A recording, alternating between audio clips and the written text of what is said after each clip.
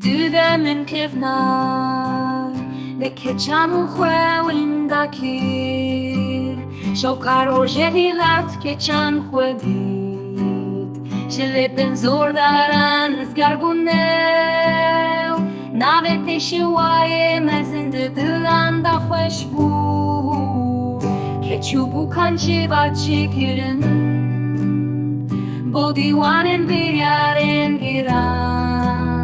Şerm li Serê lawên tiral Stêrka wan di destê wan de yê di dibistanê de dixwînin zana Wekî kevokên şenk deng bilin dikin zehmetî nabînin êdiye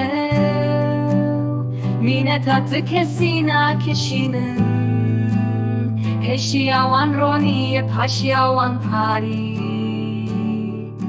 Çûne seriya xwe dîvena girin Hêza wan mezin e dil bilinde